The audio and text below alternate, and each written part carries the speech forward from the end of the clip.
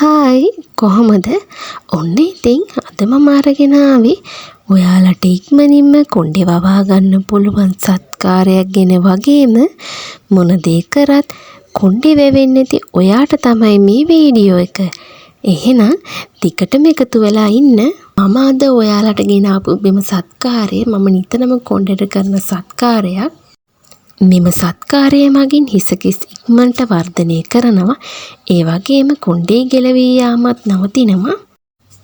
අලුතින් හිසකෙස් වර්ධනය වෙනවා. ඒ වගේම ඔයාලගේ ඔළුවේ හිස්සොරි තියෙනවා නම් හිස්සොරි නැති කරගන්නත් මෙම සත්කාරය උපකාරී වෙනවා. ඝනකම් නිරෝගී කොණ්ඩයක් මෙම සත්කාරය මගින් ලබා ගන්න පුළුවන්. එහෙනම් අපි යමු වීඩියෝ එකට මෙම සත්කාරය කොහොමද කරන්නේ කියලා බලන්න. අපිට මේක හරිම ලේසියෙන් හදාගන්න පුළුවන්. හරිම අඩු අමුද්‍රව්‍ය ප්‍රමාණයක් තමයි මේකට යන්නේ. අපිට මේකට ප්‍රධාන වශයෙන් දේවල් දෙකක් ඕන වෙනවා. ඉතින් අපිට මූලික වශයෙන් මේකට පේරකොළ ඕන වෙනවා. පේරකොළ කියන්නේ අපිට ලේසියෙන් හොයාගන්න පුළුවන් දෙයක් නේ. මේකට මෝරපු නැති කොළ ගන්න පුළුවන් නම් වඩාත් හොඳයි. පේරකොළ වලින් හිස් කබලේ තියෙන ආසාදනයන් සුව කිරීමේ හැකියාවක් තියෙනවා. හරි, දැන් මට අවශ්‍ය ප්‍රමාණයට මේ විදිහට පේරකොළ ටිකක් කඩා ගන්නවා. ඊට පස්සේ ඔයාලා මේ පේරකොළ හොඳට හොදලා ගන්න ඕනේ. මොකද මේ පේරකොළ වල පිටු මකුණන් එහෙම ඉන්න පුළුවන් වගේම දූවිලි එහෙම තියෙන්න පුළුවන්. ඒ නිසා හොඳට හොදලා ගන්න ඕනේ. මම දැන් පේරකොළ ටික හොඳට හොදගෙන ගත්තා. ඊට පස්සේ පිරිසිදු භාජනයක් ගන්න. ඒකට හොදගත්ත පේරකොළ ටික දාගන්න. ඊට පස්සේ මේකට තව උළුහල් ඕන වෙනවා.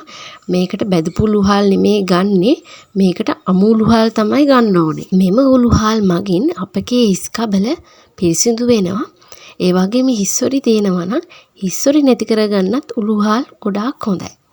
ඊට පස්සේ මම මේකට වතුර එකතු කරගන්නවා. ඔයාලට අවශ්‍ය ප්‍රමාණයට මේකට වතුර එකතු කරගන්න. ඊට පස්සේ මේක අපිට තඹ ගන්න තමයි තියෙන්නේ. මේක මදකින්තරේ තමයි තඹ ගන්න ඕන. විනාඩි 20ක් විතර මේක හොඳට තඹ ගන්න ඕන. ඊට පස්සේ ඔයාලට පේනවා කොළවල පාට වෙනස් වෙනවා. මේ පේරකොළවල පාට තුඹුරු පාට වෙනවා. ඔයාලට බලා ගන්න පුළුවන්. ඒ වගේම මේකේ වතුර එක තුඹුරු පාටට වගේ හැරෙනවා. ඒ කියන්නේ මේක දැන් හොඳට තැම්බිලා තියෙන්නේ. ඊට පස්සේ මේක ලිපෙන් බා ගන්න.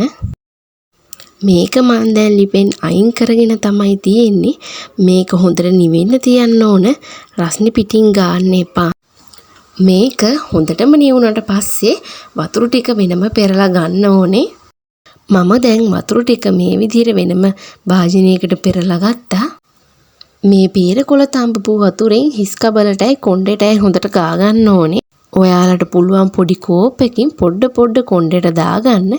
එහෙම නැත්නම් ස්ප්‍රේ බොටල් එකක් අරගෙන ස්ප්‍රේ කරන්නත් පුළුවන්. එහෙමත් නැත්නම් මං වගේ පුළුන් කෑල්ලක් ආධාරයෙන් කොණ්ඩේට ආලේප කරගන්නත් පුළුවන්. මේක ඔයාලා කෙස්ගස් අඩු තැන්වල හොඳට ගාගන්න. මං දැන් මේ විදිහට පුළුන් කෑල්ලක් අරගෙන හිස් කබලේ හොඳට ගාගන්නවා. මේ සත්කාරයේ සතියට දෙසරයක් කරන්න පුළුවන්. මේක ඔයාලා ආලේප කළා විනාඩි 20කට පස්සේ සෝදලා අරින්න. එහෙනම් මේ වගේ වීඩියෝ එකක් අරගෙන මම නැවත එන්නම්. ඒ වගේම subscribe කරලා නැත්නම් subscribe කරලා like එකක් දාලා comment එකක් දාන්න කියලා ආදරෙන් මතක් කරනවා.